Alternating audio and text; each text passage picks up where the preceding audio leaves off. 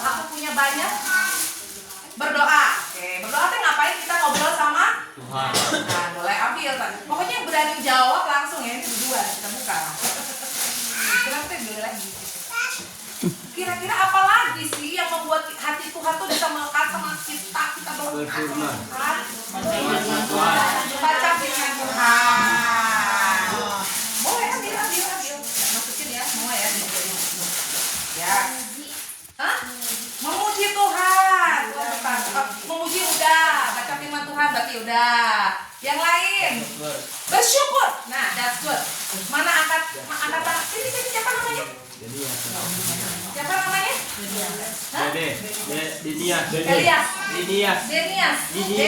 Denias. Itu jawaban paling yang kakak tunggu. Apa? Bersyukur. Paling susah seorang itu bisa bersyukur. Aku kosong. Di sini mah satu kamar rame-rame, harus bersyukur. Yang lain ada yang nggak punya kamar. Betul nggak?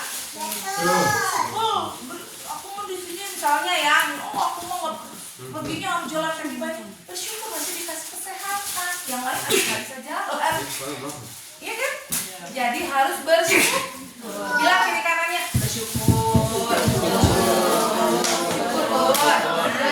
Waktu hati kita penuh dengan ucapan syukur, tahu nggak yang terjadi apa? Hati kita tombol-tombolnya langsung berangkat, nempel sama hatinya. Ada lagi, tadi bersyukur benar, berdoa benar, muji Tuhan benar, berlaku baik benar. Hati kita harus benar di hadapan Tuhan. Ya, harus ya. Oke, nah hari ini firmannya kecil banget tentang kita itu berharga di mata Tuhan.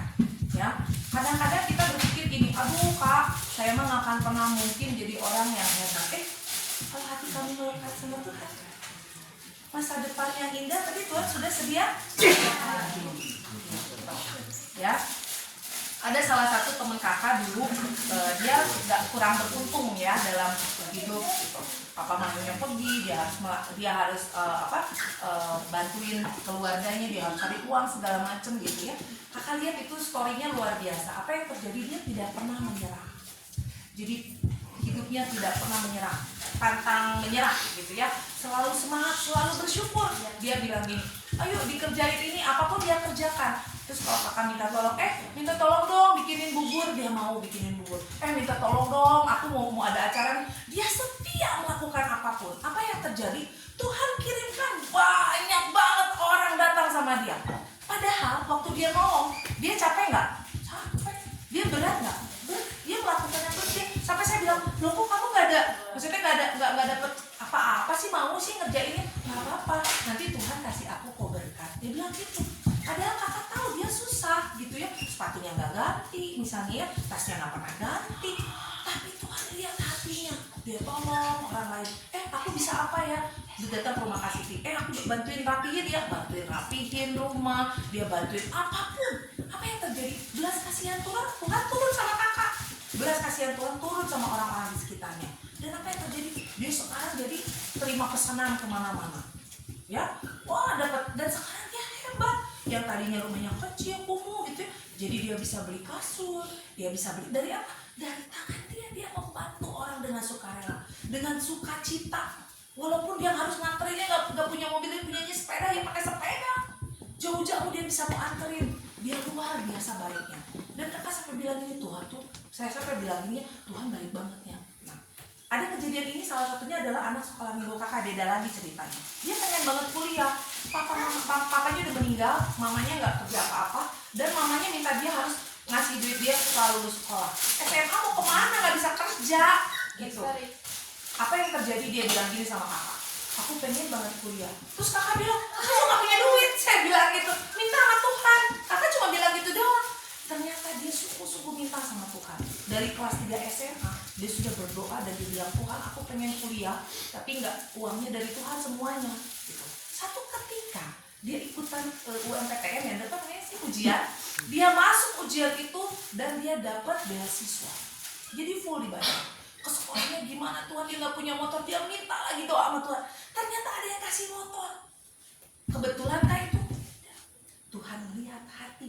Dia adalah asisten sekolah minggu kakak dan dia setia sekali, datang nggak pernah telat. Maaf ya tadi kita telat itu Ibu Yuli. Ya, saya belum pernah telat, seumur tadi datangnya paling pagi. Jadi datangnya nggak pernah telat. Terus dia bisa apapun dia kerjakan. Dia nggak punya laptop, adik-adik. Sampai dia bilang gini, di sekolah itu semua pakai laptop. Pakai laptop apa coba? Laptop sekolah minggu yang buat apa sih kakak pinjemin buat dia sekolahan.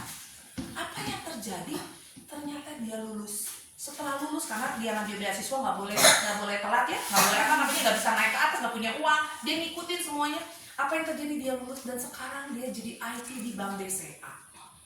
Dan dia sekarang ke rumah kakak bawa mobil sendiri. Dia tintin, kakak bingung siapa gitu ya, bawa makanan, kasih dia bilang. Dulu dia bilang gini, saya cuma punya keinginan dan saya cuma berdoa. Dan saya tahu nggak akan ada yang bisa tolong saya kecuali Tuhan. Kakak selalu ingetin bahwa ya nggak ada yang bisa tolong kamu. Kita nggak ada. Tuhan bisa tolong. Caranya ajaib. Waktu hati kita melekat sama Tuhan. Di sana pun dia ngajarin sekolah minggu, gerejanya beda. Dia sampai cari di mana. Saya bilang tetap melayani Tuhan karena hatinya melekat sama Tuhan. Itu satu. Yang kedua, kakak punya lagi anak sekolah minggu kakak. Dia pengen banget